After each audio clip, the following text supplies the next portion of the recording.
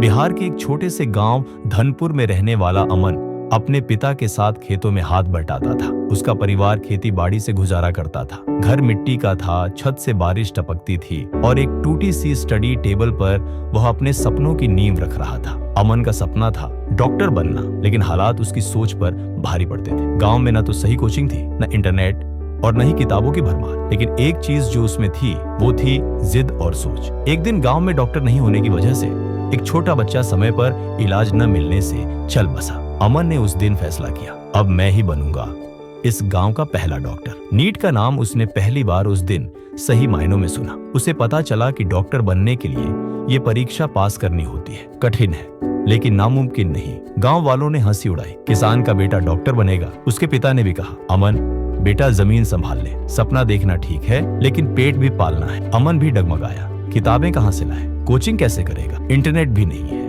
तभी गांव के स्कूल के retired science teacher Srivastava sir उसकी उम्मीद बन गए। उन्होंने अमन को समझाया, तुम्हारी सोच ही तुम्हारी रैंक तय करेगी। अगर तुम खुद को टॉपर समझकर मेहनत करोगे तो दुनिया भी तुम्हें वही समझेगी। सर ने अपनी पुरानी किताबें दी और हर रविवार उसे पढ़ाने का वादा किया। अमन ने खुद के लिए एक रूटीन बनाया, सुबह 4 बजे उठना, खेत में काम करना, फिर पढ़ाई। मोबाइल नहीं था तो उसने रेडियो से सुनकर टाइम मैनेजमेंट सीखा। गांव के बच्चों के बीच जब वह खुद को डॉक्टर अमन कहकर संबोधित करता, वे हंसते थे, लेकिन वह जानता था वो खुद को बदल रहा है। उसकी सोच अब बड़ी हो चुकी थी। अमन के दोस्त रवि ने उसका साथ दिया। दोनों मिलकर पढ़ाई करते, सवाल बनाते और पुराने प्रश्न पत्र हल करते। लेकिन मुश्किलें भी बढ़ रही थी। बिजली कटती, किताबें कम थीं और गांव में मजाक उड़ाया जाता। एक दिन पिता ने गुस्से में उसकी किताबें जला दी, कहते हुए, अब बस घर चलाना जरूरी है, सपना बाद में देखना। अमन रो पड़ा, लेकिन रवि ने उसे समझाया,